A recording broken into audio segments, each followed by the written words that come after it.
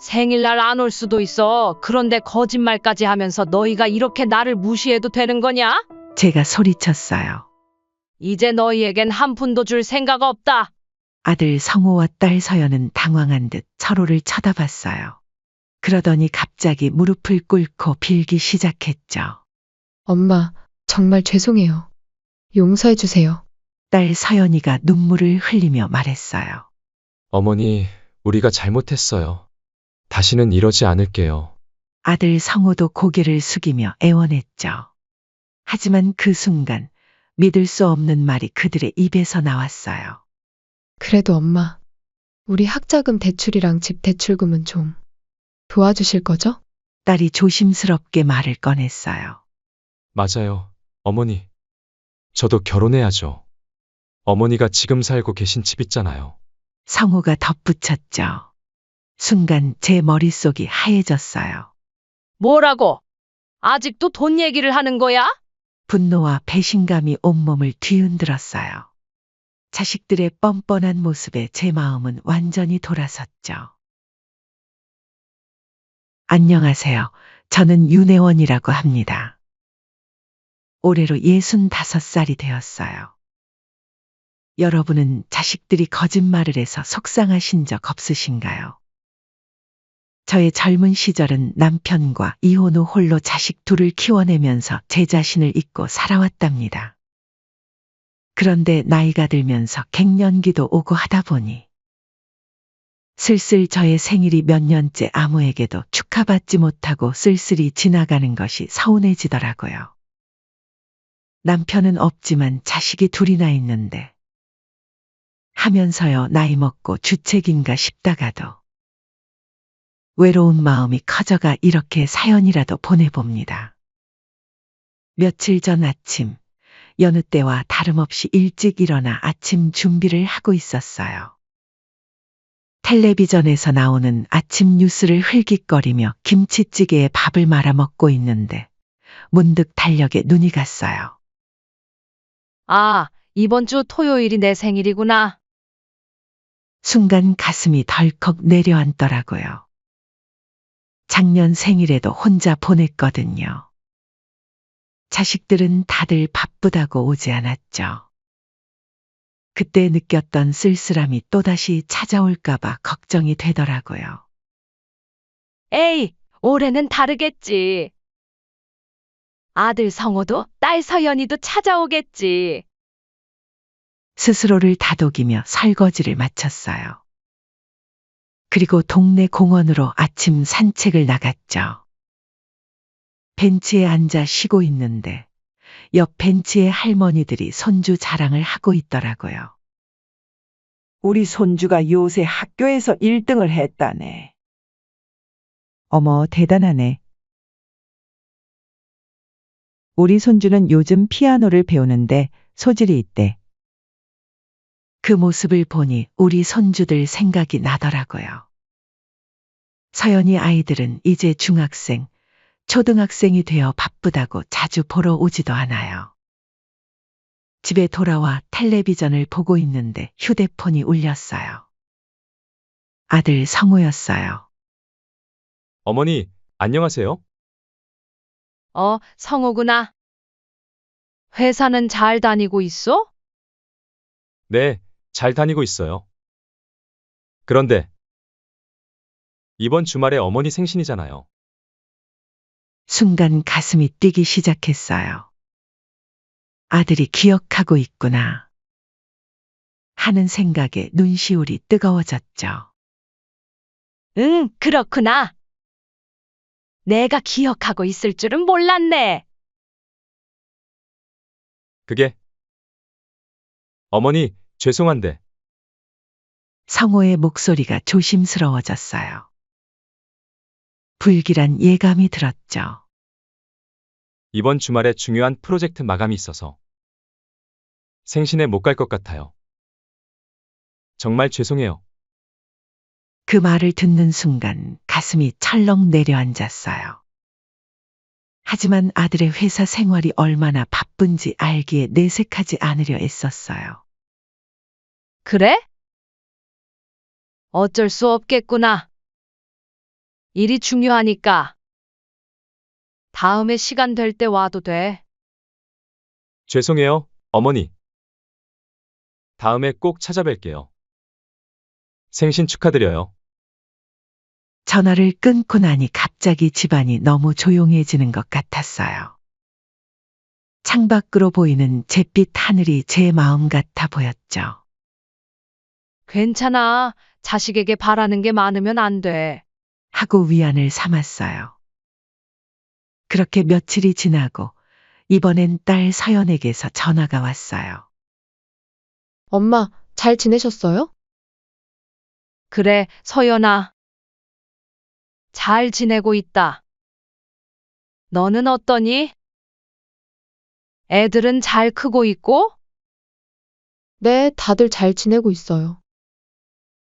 그런데 어머니, 이번 주에 애들 중간고사라. 제가 못난 걸까요? 딸의 말에 순간 서운한 감정이 밀려오더라고요. 성호에 이어 서연마저. 아, 그래? 애들 공부가 중요하지. 괜찮아. 다음에 와도 돼. 애써 밝은 목소리를 내려 했지만 마음속 깊은 곳에서 씁쓸한 감정이 올라오더라고요. 죄송해요, 엄마. 다음에 꼭 찾아뵐게요. 생신 축하드려요. 전화를 끊고 난 후 저는 소파에 털썩 주저앉았어요. 괜찮아. 다들 바쁜 거야. 이해해야 해. 하고 계속 되뇌었지만 마음 한구석이 너무 아팠죠. 그날 저녁 라면을 끓여 먹으며 텔레비전을 보고 있는데 문득 벽에 걸린 가족 사진이 눈에 들어왔어요. 아이들이 어렸을 때 찍은 사진이에요. 그때가 그리워 한참을 바라보다 잠이 들었죠. 다음 날 아침 거울을 보는데 문득 제 모습이 낯설게 느껴졌어요. 세월이 참 빠르구나. 한숨을 쉬며 중얼거렸어요. 하지만 이내 고개를 저었죠. 에이, 뭐 어때? 나는 아직 건강하잖아. 그렇게 며칠이 지나고 드디어 제 생일날이 밝았어요. 아침부터 집안 곳곳을 정리했죠. 혹시 아이들이 깜짝 방문을 할지도 모른다는 작은 희망을 안고 말이에요. 점심때쯤 동네 마트에 가서 작은 케이크를 샀어요. 계산대 앞에서 망설이다 소주 한 병도 집어들었죠. 혼자라도 생일 축하는 해야지. 집에 돌아와 촛불을 켜고 노래를 불렀어요. 생일 축하합니다. 생일 축하합니다. 촛불을 끄며 소원을 빌었어요. 우리 가족 모두 건강하고. 가끔은 나도 생각해 주길. 그때 휴대폰에서 짧은 알림음이 울렸어요. 어머니, 생신 축하드려요. 사랑합니다. 생신 축하드려요. 건강하세요. 문자 메시지였어요. 짧은 축하 메시지. 그걸 보는 순간 눈물이 왈칵 쏟아졌어요. 그래도 잊지는 않았구나. 눈물을 닦으며 중얼거렸어요. 소주 한 잔을 따라 마시고 텔레비전을 켰어요. 주말 저녁 예능 프로그램이 한창이더라고요. 아이고, 세상 참 재미있게 살아가는 사람들도 많네. 아, 웃으면서도 가슴 한구석이 아려오는 걸 느꼈어요. 그렇게 65번째 생일이 지나갔어요. 조용히 혼자 보낸 생일이었지만 마음 한구석에는 여전히 작은 희망이 남아 있었죠. 다음에는 꼭 함께 보내리라. 하고 믿으면서 말이에요. 하지만 그때는 미처 알지 못했어요. 이 작은 사건들이 제 인생을 완전히 뒤바꿔 놓을 큰 변화의 시작이었다는 것을. 그리고 그 변화가 저를 어떤 모습으로 만들어갈지도 전혀 상상하지 못했죠. 생일이 지나고 일주일쯤 지났을까요? 그날도 평소와 다름없는 하루였어요. 아침에 일어나 밥을 짓고 빨래를 하고 집안 곳곳을 정리하는 일상이었죠. 점심을 먹고 난 후 소파에 앉아 잠시 쉬고 있었어요. TV에서는 요즘 젊은이들이 즐겨 사용한다는 SNS에 대한 뉴스가 나오고 있었죠. 아, 맞다. 서연이도 SNS 한다고 했었던 것 같은데 이거 어떻게 하는 거더라? 문득 서연이 얘기가 생각나서 휴대폰을 들었어요. 서연이가 알려준 대로 앱을 켜고 계정을 찾아보았죠. 처음에는 어떻게 해야 할지 몰라 헤맸지만 조금씩 익숙해지면서 서연이의 페이지를 찾을 수 있었어요. 스크롤을 내리다 보니 서연이가 올린 사진들이 보이더라고요. 손주들 사진, 음식 사진, 그리고 그때였어요. 제 눈을 의심할 수밖에 없는 사진들이 눈에 들어왔어요. 서연이가 가족들과 함께 몰디브 해변에서 찍은 사진이었죠. 눈부신 햇살과 바다 그리고 행복해 보이는 서연이 가족의 모습. 사진 아래에는 날짜가 적혀 있었어요.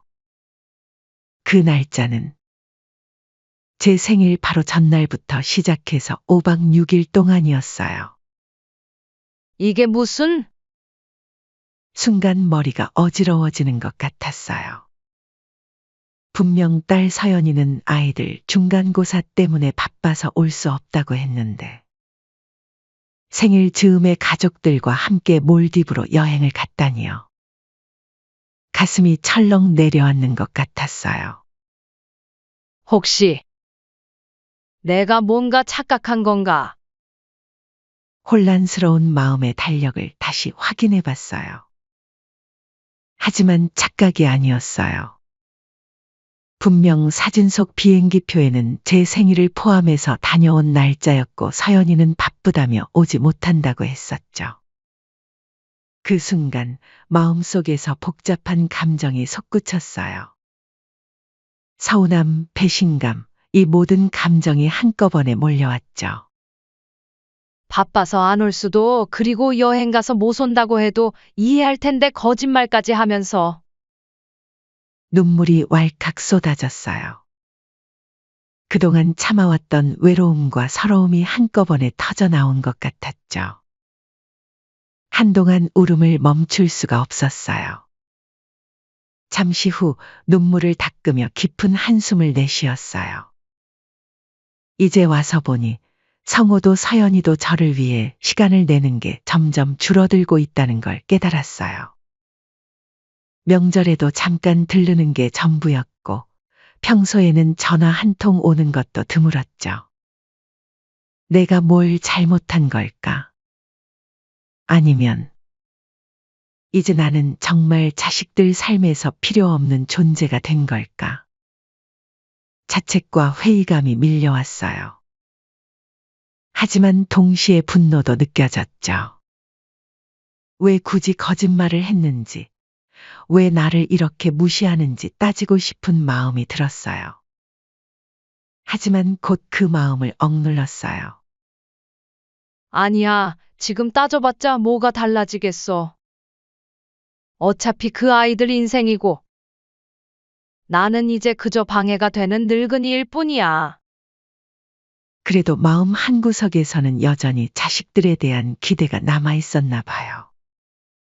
혹시 오해가 있는 건 아닐까?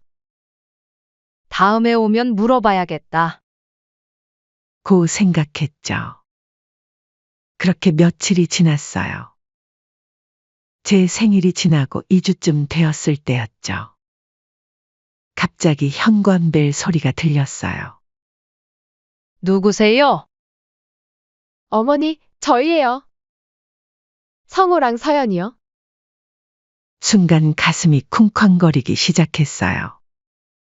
드디어 왔구나.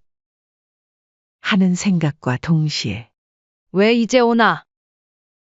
하는 서운함도 밀려왔죠. 문을 열자 성호와 서연이 서 있었어요. 둘 다 미안한 표정을 짓고 있더라고요. 어머니, 늦게 와서 죄송해요. 생신 축하드려요. 성호가 먼저 말을 꺼냈어요. 그러면서 손에 들고 있던 선물 상자를 내밀었죠. 아, 그래. 고마워. 억지로 미소를 지으며 상자를 받았어요. 하지만 그 순간 상자에 묻은 먼지가 눈에 들어왔어요. 자세히 보니 회사 로고가 찍힌 선물 세트더라고요. 회사에서 받은 걸 그대로 가져온 건가? 하는 생각에 마음이 더 무거워졌어요. 엄마, 이번엔 신경을 많이 못 썼네요. 이거라도 받아주세요. 성호가 머쓱한 듯 말했어요. 그 말을 듣는 순간 가슴 한편이 찌르르 아파왔어요. 그래. 고마워. 겨우 이 말만 할 수 있었어요. 이번엔 서연이가 다가왔어요. 어머니, 저는 이거 가져왔어요. 건강이 제일 중요하잖아요. 이거 꼭 드세요. 서연이가 건넨 것은 작은 상자였어요. 열어보니 비타민이었죠. 하지만 오래 방치해둔 것처럼 유통기한을 보니 얼마 남지 않은 걸 알 수 있었어요. 그래. 고맙다. 다시 한번 억지 미소를 지었어요. 하지만 속으로는 울고 싶은 심정이었죠. 이게 뭐야? 이렇게라도 해야 한다는 의무감에 온 거야? 나한테는 이 정도면 충분하다고 생각하는 거야? 자식들은 소파에 앉아 이런저런 이야기를 하기 시작했어요. 그놈의 돈 얘기, 대출빚 얘기하지만 제 귀에는 그저 공허한 소리로만 들렸어요. 그들의 말을 들으면서 문득 서연이의 몰디브 여행 사진이 떠올랐어요. 물어보고 싶은 마음이 간절했죠. 왜 그렇게 큰 거짓말을 했니? 왜 나를 완전히 무시한 거니? 하고 말이에요. 하지만 그 말을 꺼내지 못했어요.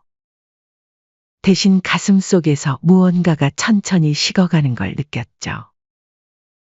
그동안 품어왔던 기대, 희망 같은 것들이 서서히 사라지는 것 같았어요. 어머니, 저희가 너무 바빠서 자주 못 찾아뵙네요. 죄송해요. 성호가 미안한 듯 말했어요. 하지만 그 말이 오히려 더 서운하게 느껴졌어요. 괜찮아. 너희 살기도 바쁠 텐데 뭐. 입으로는 이렇게 말했지만 마음속으로는 다른 말이 맴돌았어요. 정말 바빠서 못 온 거니? 아니면 나를 만나는 게 그렇게 싫은 거니? 그렇게 1시간 정도 이야기를 나누다가 자식들은 돌아갔어요. 문을 닫는 순간 눈물이 왈칵 쏟아졌어요. 외롭다. 소파에 주저앉아 한참을 울었어요. 그동안 참아왔던 모든 감정이 한꺼번에 터져나온 것 같았죠. 울음이 잦아들고 나서야 정신을 차렸어요. 선물로 받은 상자들을 바라보며 깊은 한숨을 내쉬었죠. 이제 정말 더 이상 기대하지 말자. 그날 밤 오랜만에 소주를 한 병 마셨어요.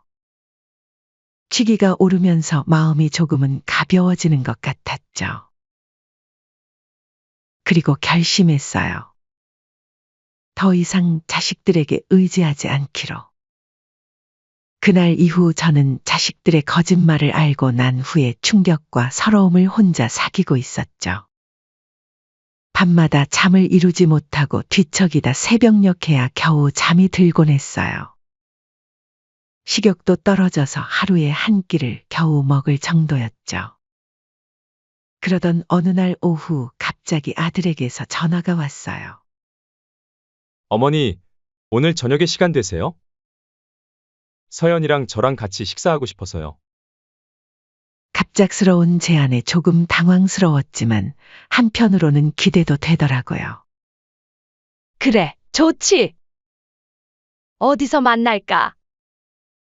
제 동네에 새로 생긴 식당이 있어요. 거기서 7시에 만나면 어떨까요?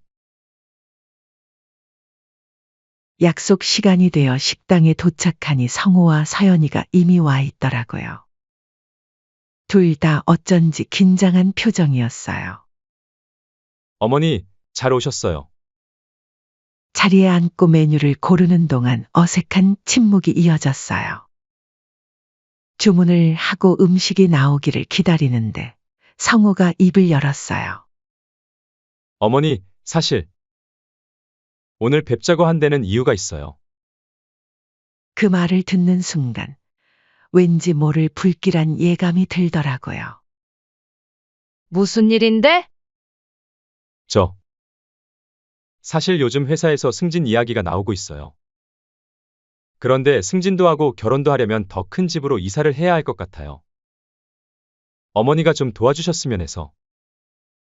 성호의 말에 순간 할 말을 잃었어요. 그런데 서연이도 뭔가 말하려는 눈치였죠. 어머니, 저도 사실 아이들 교육비 때문에 좀 힘들어요. 요즘 사교육비가 만만치 않아서. 두 사람의 말을 듣고 있자니 머릿속이 복잡해졌어요. 내가 뭘 잘못 들은 건가? 이 아이들이 지금 나한테 돈을 달라고 하는 건가?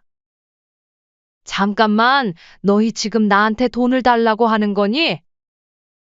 제 말에 두 사람은 잠시 눈치를 보더니 성호가 다시 말을 이었어요. 어머니, 우리가 이렇게 부탁드리는 게 죄송해요. 하지만 정말 어려운 상황이라. 그 순간 제 머릿속에서 뭔가가 탁 하고 끊어지는 것 같았어요. 지난번에 받은 상처가 다시 아물기도 전에 이제는 돈까지 요구하다니. 너희들 정말 염치 없구나. 내가 너희들 집이고 땅이고 다 줬는데? 이제는 내가 살고 있는 집 하나밖에 없는 거 뻔히 알면서 그거 팔고 도와달라고 하는 거니. 제 말에 두 사람은 당황한 듯 서로를 쳐다봤어요. 어머니, 그렇게 생각하시면 안 돼요. 우리가 어머니를 위해서. 서연이가 말을 꺼내려는데 그때 예상치 못한 일이 벌어졌어요. 말 실수를 한 거예요. 맞아요, 어머니. 우리도 어머니를 생각해서 그래요. 이번에 여행을 다녀오니까 몸이 많이 나아졌잖아요. 그래서 이번 기회에 새로운 시작을 하고 싶어서. 그 말을 듣는 순간 제 가슴 속에서 불길이 치솟는 것을 느꼈어요. 잠깐, 서연아. 지금 뭐라고 했니? 여행, 딸은 그제서야 자신이 실수했다는 걸 깨달은 듯 당황한 표정을 지었어요. 성호도도 놀란 눈으로 서연이를 쳐다보더라고요. 아, 그게. 엄마, 더 이상 참을 수가 없었어요. 그동안 쌓아왔던 모든 감정이 한꺼번에 터져나왔죠. 여행을 갔다고? 바쁘다고 했던 그 주에. 그럼 나한테는 왜 거짓말을 했니? 성호와 서연은 당황한 듯 서로를 쳐다보며 얼버무리기 시작했어요. 주변 테이블에서 우리를 쳐다보기 시작했지만 저는 아랑곳하지 않았어요. 엄마, 그게 아니라. 서연이가 변명하려 했지만 제 귀에는 그 어떤 말도 들리지 않았어요. 너희들이 나를 이렇게 무시해도 되는 거냐? 내가 너희한테 그렇게 믿을 수 없는 사람이었니? 목소리가 떨리기 시작했어요. 눈물이 왈칵 쏟아질 것 같았지만 애써 참았죠. 너희가 생일날 바쁘다며 못 온다고 했을 때 정말 많이 서운했어. 그런데 여행까지 다녀왔으면서 그걸 숨기고 나를 속였다는 게 너무 괘씸하다. 식당 안이 조용해졌어요. 모든 사람들의 시선이 우리 테이블로 향했죠. 하지만 저는 멈출 수 없었어요. 그리고 이제 와서 돈까지 달라고? 나는 너희에게 모두 다 주고 월세로 살라고? 성호와 서연은 고개를 숙인 채 아무 말도 하지 못했어요. 그들의 모습을 보니 갑자기 너무나 서글퍼졌어요. 이제 알겠다. 나는 너희에게 그저 필요할 때만 찾는 존재일 뿐이구나. 내 마음, 내 감정은 전혀 중요하지 않은 거지? 이제 그만해. 더 이상 너희한테 한 푼도 줄 수 없다. 자리에서 일어나 가방을 들고 식당을 나섰어요. 뒤에서 아들과 딸이 엄마? 하고 부르는 소리가 들렸지만 돌아보지 않았어요. 밖으로 나오니 그제서야 제가 한 행동이 실감났죠. 하지만 후회는 없었어요. 오히려 후련한 기분마저 들었죠. 그날 밤 오랜만에 편하게 잠들 수 있었어요. 마치 오랫동안 짊어졌던 무거운 짐을 내려놓은 것 같은 기분이었죠. 다음 날 아침 거울 속에 제 모습이 달라 보였어요. 눈가에 깊게 패인 주름, 흐트러진 머리카락. 어느새 이렇게 늙어버린 걸까? 자식에게 다 주고 나니 남은 건 주름밖에 없네. 다음 날 아침 핸드폰을 켜보니 성호와 서연에게서 온 수십 통의 부재중 전화와 문자가 있더라고요. 하지만 저는 그 어느 것도 확인하지 않았어요. 대신 오래전부터 꿈꿔왔던 충동적인 결정을 내렸죠. 이대로는 못 살겠어. 모든 걸 버리고 떠나야겠다. 짐을 꾸리기 시작했어요. 꼭 필요한 옷까지 몇 벌과 약간의 현금 그리고 평생 모아온 통장 몇 개를 가방에 넣었죠. 그리고 집 열쇠와 휴대폰을 테이블 위에 올려두고 집을 나섰어요. 버스터미널로 향하는 길, 갑자기 울컥 눈물이 났어요.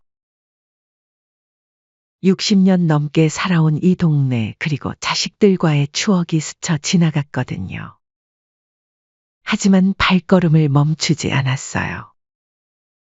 터미널에 도착해서 가장 먼저 출발하는 버스표를 샀어요. 목적지는 강원도 속초였죠. 속초에 도착한 후 저는 작은 원룸을 하나 얻었어요. 바다가 보이는 조그만 방이었죠. 그곳에서 저는 정말 새로운 삶을 시작했어요. 한 달쯤 지났을까요? 어느 날 저녁 집 초인종이 울렸어요. 문을 열어보니 성호와 서연이 서 있더라고요. 엄마! 드디어 찾았어요. 얼마나 걱정했는지 아세요? 성호가 울먹이며 말했어요. 어머니, 제발 집으로 돌아가세요. 우리가 잘못했어요. 서연도 눈물을 글썽이며 애원했죠. 하지만 저는 평온한 마음으로 그들을 바라봤어요. 나는 이제 내 삶을 찾았어. 너희도 너희 삶을 살아. 더 이상 나에게 기대지 마. 그 말과 함께 문을 닫으려 했죠. 하지만 성호가 문을 붙잡았어요. 엄마, 제발요. 그래도 저희 도와주실 거죠? 그 말에 저는 쓴웃음을 지었어요.